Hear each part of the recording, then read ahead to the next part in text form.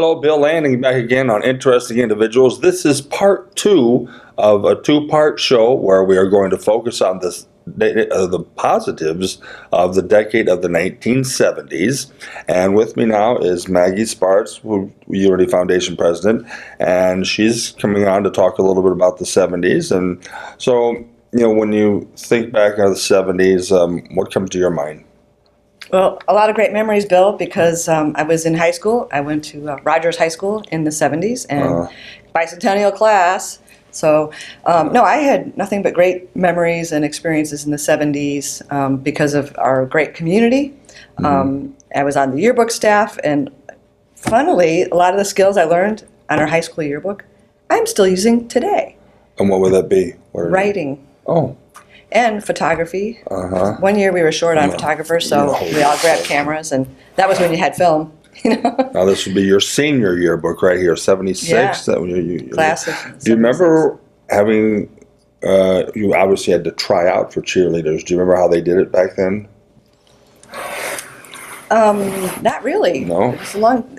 I mean, you had to know the cheer. You had to have. It was a combination of. Probably knowledge of the cheers, but also your execution. Your arms had to be straight. You couldn't be flopping around. It was quite precise, frankly, and not as crazy as it is the cheerleaders today, where they're doing all the crazy pyramid building and basket catches and things like that. Plus gymnastics. So I was a pretty good gymnast. Oh, you were in gymnastics. Were you with gymnastics with Rogers? Or? It was just a club then, so I was really busy, so I kind of just did those kind of things. Most of it was just across the football field, or I was the one that would do the back handsprings all the way down the court. Oh, you could do that? I remember a few girls at Elson that could do that really well. It was just fun, and I had a lot of energy, like I still do. So it was a good way to. Are you in touch with any of the other cheerleaders these days? Not really, but in my thoughts for sure, because we had a lot of good memories, and some of them are still in the community. Many of them moved away. I moved away, but I came back. Yeah. So, where did you move to? Chicago. Oh, all right. So then you went to Chicago, and then now you're back here. So do you remember any teachers from the 70s that you had? Anybody stand out? Well, yeah. I mean, our English teacher, Mrs. Herberg, Bernita Herberg, was fabulous. Mrs. Raylander was the yearbook sponsor at that point, and Sandy Cyphers came on to start teaching that, my last year. I'm going to browse through here and see if I can find you. Okay, go ahead. I think, of course, Mr. Alonzo and Mr. Ewing, and my German teacher, Herr Ruth, who just retired not too long ago.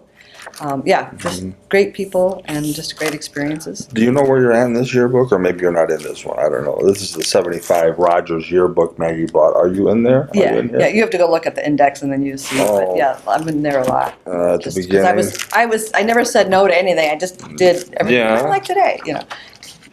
Okay. Greg Pashala was the editor, and he just did a great job that year. The experiences we got here in Michigan City were just great. And then I went to Indiana University. Terre Haute? In Bloomington. Oh, that's okay. Indiana State. Indiana State is in Bloomington. Or is I hardly ever leave town, so I'm It's okay. Yeah. And there I also had great experiences, great teachers, and got a degree in business. All righty.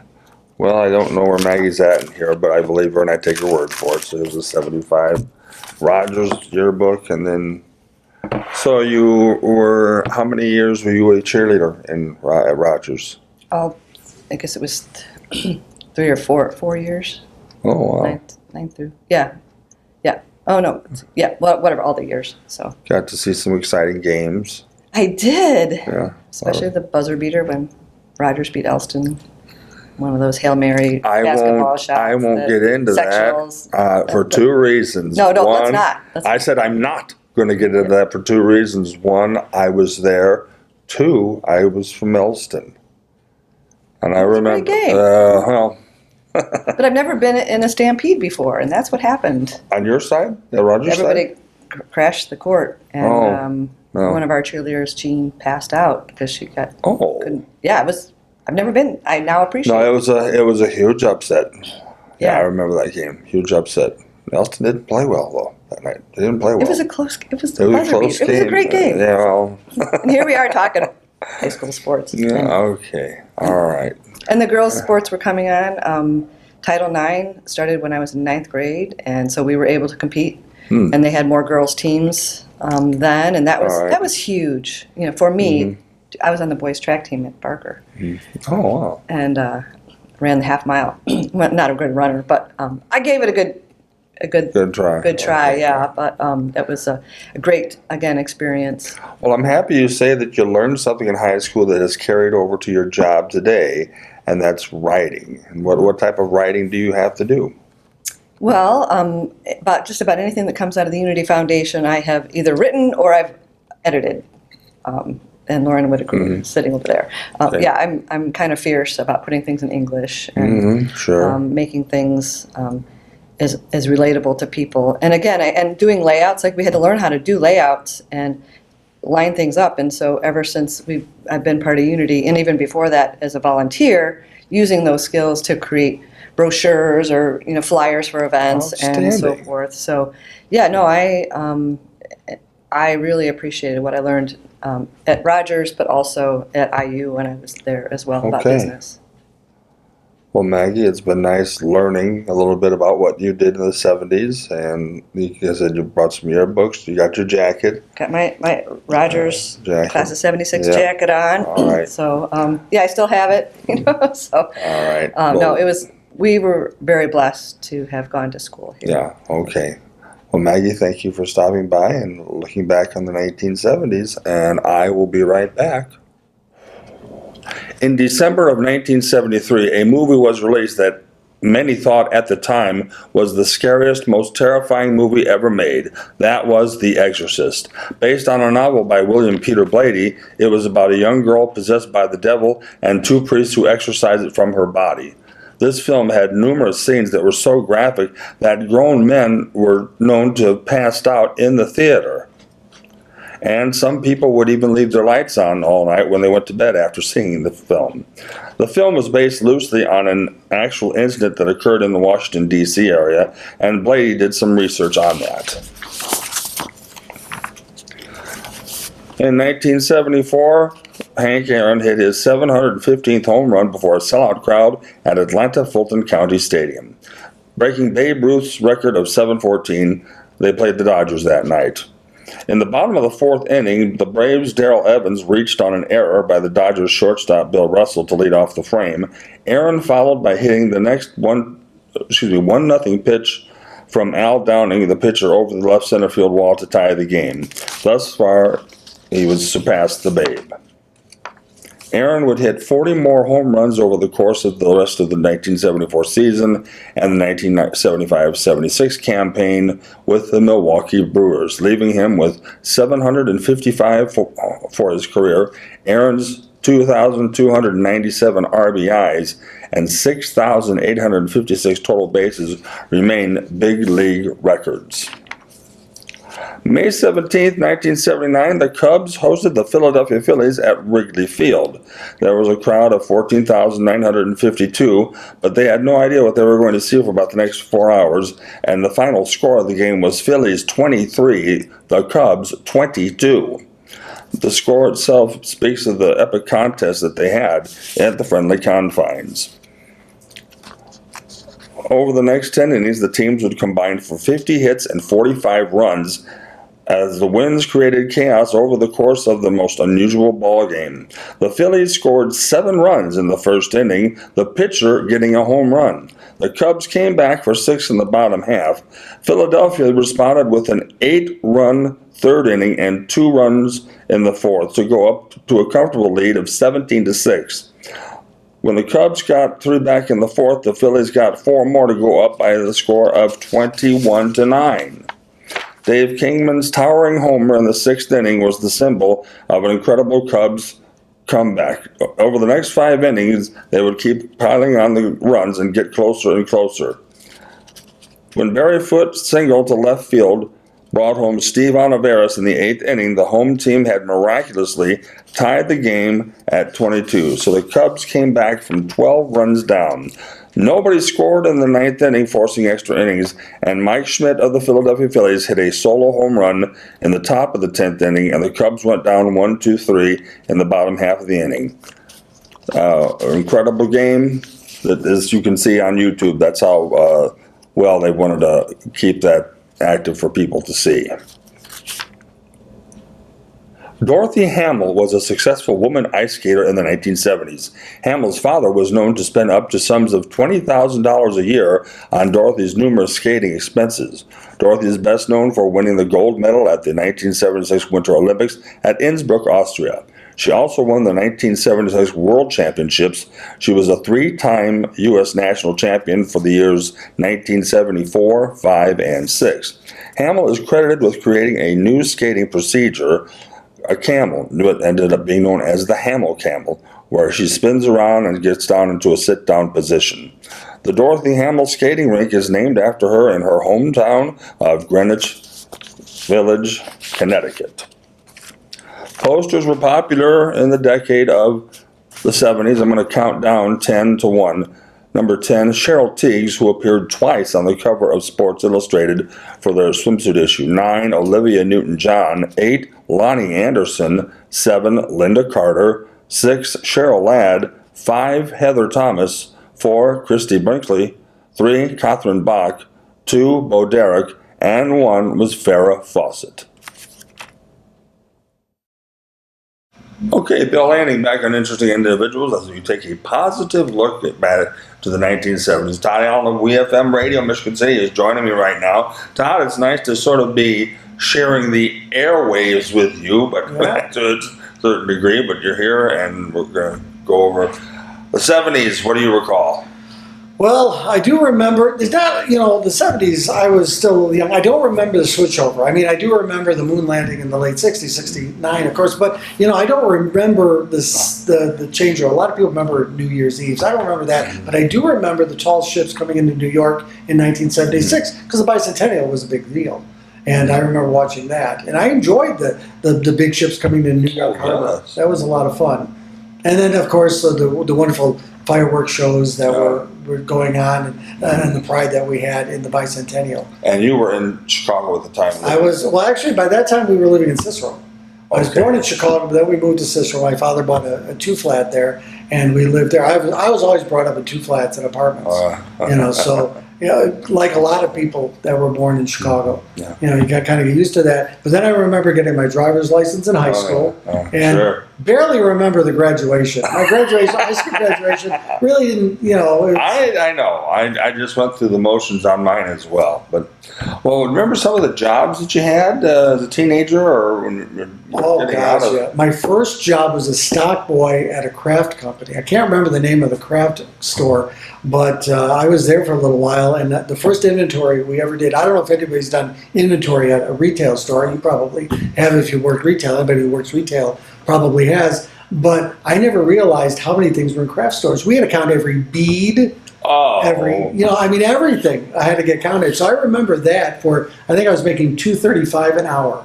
That would be about right in that time frame. Yeah, $2.35 $2.35, it sounds about. Now, were you the one, I'm almost positive, you had a security guard job. Oh, yeah. You had a dog. That was later. Yeah, I worked canine, but that was in the 70s. That was way later. That was in the late 80s. No, I would have been too young for that. That would have been 82, 81. Oh, okay. Well, actually, no. I guess it would be the late 70s, 79. Yeah. So I was able to work for a security company for a while, and I got to work with Doberman Pinschers, which I love to this day. They are an incredibly smart, fun dog. I imagine so. And I had 2 dogs. One was named Ripper, friendly male dog, just wanted to be a pet, and then the other one was Blue. She was, hand signals and everything. She was great to work with. Oh. But that was fun. Worked in Carson Perry Scott downtown. Really? Yeah, overnights. Oh. Yeah. So when you had the dog, it was kind of nice because you just kind of walked around by yourself. Yeah, the dog would handle everything. Yeah, Yeah, a certain word. Yeah, well, no, all you do hand signals most of the time, and she would quiet down, or she would, get down, sit, and stay, and all that. She was brilliant to work with. But that was just my stint in security.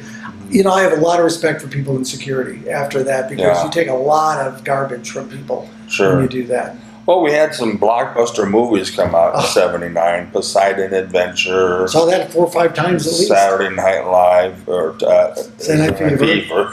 Yeah. Saturday Night Live, of course, was the show. And Superman and I barely remember Superman, but Poseidon Adventure I really remember. The Towering Inferno. That was a fun film. I watched that not too long ago, and I forgot how corny that movie was.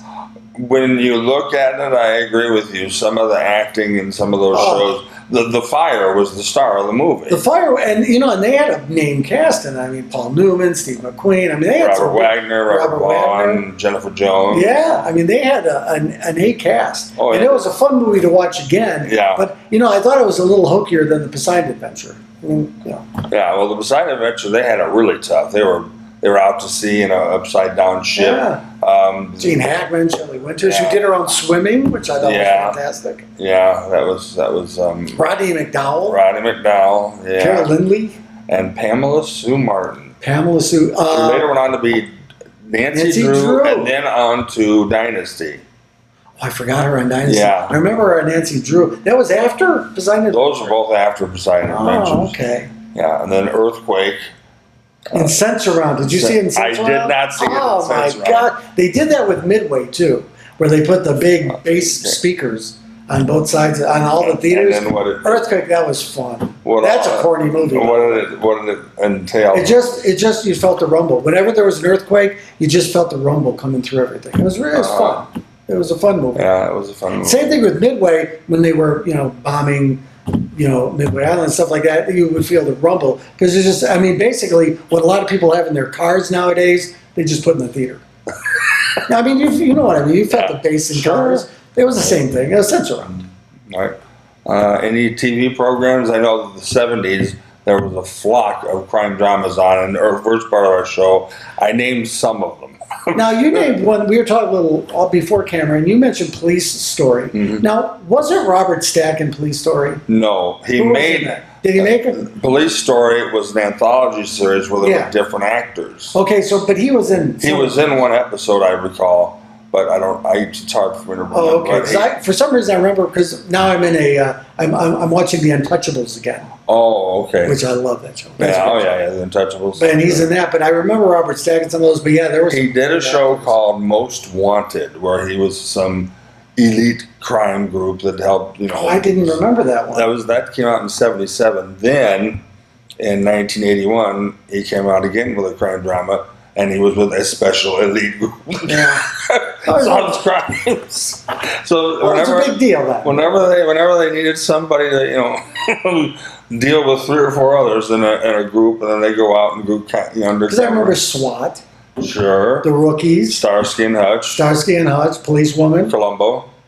Columbo, I still watch today. Columbo is classic. Mm-hmm. One more thing. How about McMillan Wife? You know what? That was part of the NBC mystery movies. I know.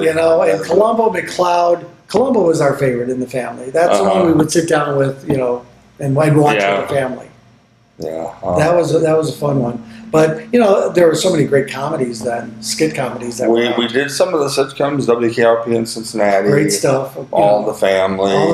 But then the ensemble casts, like Carol Burnett, Hudson Brothers. Yeah. The writing on those were wonderful. Especially in the early part of the '70s when they were still flourishing. Andy Williams. Oh, yeah. Later on, the Captain and Tennille had one. And, they were still going. So, and there are some variety shows you can still see on YouTube. Yeah, you can. A lot of them you can see on YouTube. Carol Burnett you can still catch on, and I watch Carol Burnett nowadays, and I still laugh. The writing was brilliant, and the characters were brilliant too. Yeah, they did in her show. It was fun stuff. There was we mentioned Tony Orlando and Dawn had a show. That was a good show, and the Hudson Brothers. Nobody ever remembers the Hudson. They were only on for the summer, probably. They could have been, but they were funny. They were funny. Yeah, okay. All right. Well, Todd Allen, I want to thank you for joining me for my program and for pleasure. Coming up with some of these things that you did as a kid and growing up. And so the ship, long ships is what stands out from the 70s. Yeah, yeah. And you know what? And it was just nice I appreciate you inviting me here today. That's That no was very problem. nice. Maybe we'll get together and do something again. I hope so. It's fun reminiscing about the 70s. 80s, a little more of what I remember. Yeah, well, same here too. Yeah. I will be right back. Hi, I'm John Baines, and my section of the 70s deals with my favorite band, Chicago. They were formed in 1967 with 6 members. They were at that time called The Big Thing. The members were Terry Kath, guitar and vocals, Robert Lamb, keyboards and vocals, Danny Serafini, drums and percussion, Walter Parazater, woodwinds, mainly saxophone, James Pankow trumpet, and James Pankow trombone, Lee Lognane trumpet. The bass notes were provided by Robert Lamb playing foot pedals on an organ. That was not working out very well for volume differences, so in the late fall of 1967, the group hired Peter Cetera, who played the electric bass and also sang vocals. They, at the urging of their manager, James William Guercio, in 1968, they moved to Los Angeles, and to keep the Chicago theme, they changed their name to the Chicago Transit Authority, nicknamed CTA. They opened for Janis Joplin on one tour and then Jimi Hendrix on another. In 1969, they released their first album, and in 1970, it was declared gold. The album was a double album, which was very unusual for a first album. Then in 1970, they changed their name to just Chicago, releasing their second album. None of the singles that were released from the first album became hits until after the second album, which is Chicago, which is now known as Chicago 2, was released. The song Make Me Smile hit number 3 on the nation's charts, staying there for 3 weeks, and that enabled songs from the first album, Beginnings, Question 67 and 68, and Does Anybody Really Know What Time It Is, to chart after they had been off the charts for almost 6 months. The other 2 singles from the second album were 25 or 6 to 4 and Color My World. The first album looked like this on the front, and on the back was a larger image, and that was how that looked. The second album, when they changed their logo, is the logo most people remember them by. And shortly after the second album hit it big, what was later learned to be a pirated copy of a live concert in Toronto, Canada was released. You'll notice on this was given to me, by the way. They do not have the official logo, and it does say 1969, but it was not released until 1971. Then in 1971, the band released their third album, on this side. And it was a very big year, 1971. As you can see, it looks like the American flag. It did only have one single on it, was called Free. They had a minor hit with another single called Low Down. But also, they had their first world tour that year, where they toured several countries of Europe, Africa, Central America, South America, Asia, and Australia. And in April 5th through April 10th of that year, they became the first rock band in history to sell out one solid week at Carnegie Hall. That was then recorded, and a 4-volume set of records was released, and it was called Chicago Live at Carnegie Hall. Excuse me.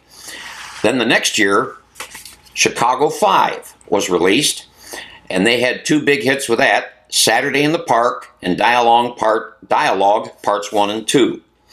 The next year came the 6th album from the studio, which of course was called Chicago 6. They had 2 big hits from there, Feeling Stronger Every Day and Just You and Me.